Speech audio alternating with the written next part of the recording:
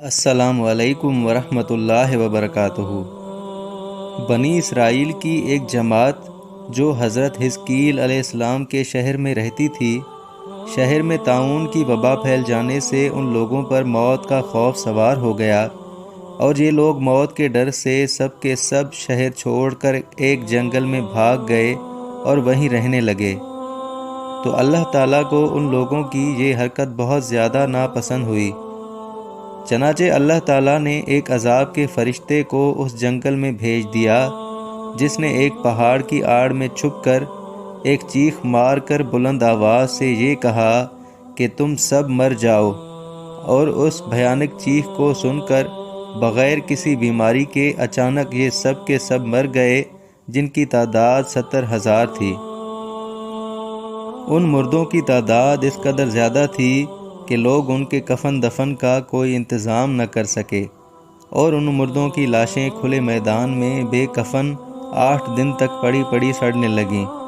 اور بے انتہا بدبو سے پورے جنگل بلکہ اس کے اطراف میں بدبو پیدا ہو گئی۔ کچھ لوگوں نے ان کی لاشوں پر رحم کھا کر چاروں طرف دیوار اٹھا دی تاکہ یہ لاشیں درندوں سے محفوظ رہ سکیں۔ کچھ دنوں کے بعد حضرت حزقیل علیہ السلام کا اس جنگل میں ان لاشوں کے پاس سے گزر ہوا تو اپنی قوم کے 70,000 انسانوں کی اس موت ناگہانی اور بے کفن لاشوں کی فراوانی دیکھ کر رنج و غم سے دل بھر آیا۔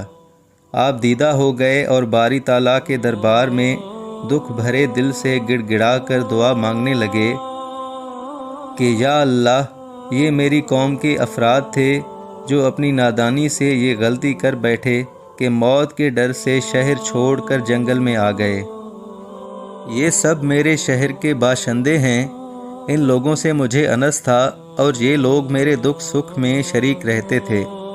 افسوس کہ میری قوم ہلاک ہو گئی اور میں بالکل اکیلا رہ گیا۔ اے میرے رب، یہ وہ قوم تھی جو تیری حمد کرتی تھی اور تیری توحید کا اعلان کرتی تھی اور تیری کبریائی کا خطبہ پڑھتی تھی۔ آپ بڑے سوز و دل کے ساتھ دعا میں مشغول تھے کہ اچانک آپ پر یہ وحی اتر پڑی، اے حزقیل، آپ ان بکھری ہوئی ہڈیوں سے فرما دیجئے کہ اے ہڈیوں، بے شک اللہ تعالیٰ تم کو حکم فرماتا ہے کہ تم اکٹھا ہو جاؤ۔ یہ سن کر بکھری ہوئی ہڈیوں میں حرکت پیدا ہو گئی، اور ہر آدمی کی ہڈیاں جمع ہو کر ہڈیوں کے ڈھانچے بن گئے۔ پھر یہ آواز آئی کہ اے حزقیل، آپ فرما دیجئے کہ اے ہڈیوں، تم کو اللہ کا یہ حکم ہے کہ تم گوشت پہن لو۔ یہ کلام سنتے ہی فوراً ہڈیوں کے ڈھانچوں پر گوشت پوست چڑھ گیا۔ پھر تیسری بار یہ وحی نازل ہوئی، اے حزقیل، اب یہ کہہ دو، اے مردو، خدا کے حکم سے تم سب اٹھ کھڑے ہو جاؤ۔ چنانچہ آپ کی زبان سے یہ جملہ نکلتے ہی 70,000 لاشیں ایک دم میں ناگہان یہ پڑھتے ہوئے کھڑی ہو گئی، سبحانک اللہم وبحمدک ولا الہ الا انت۔ پھر یہ سب لوگ جنگل سے روانہ ہو کر اپنے شہر میں آ کر دوبارہ آباد ہو گئے اور اپنی عمروں کی مدت بھر زندہ رہے، لیکن ان لوگوں پر اس موت کا اتنا نشان باقی رہ گیا تھا کہ ان کے اور ان کی اولاد کے جسموں سے سڑی ہوئی لاشوں کی بدبو برابر آتی رہتی تھی،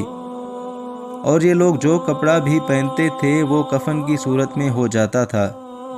اور قبر میں جس طرح کفن میلا ہو جاتا ہے ایسا ہی میلا پن ان کے کپڑوں پر نمودار ہو جاتا تھا۔ چنانچہ یہ اثرات آج تک ان یہودیوں میں پائے جاتے ہیں جو ان لوگوں کی نسل سے باقی رہ گئے ہیں۔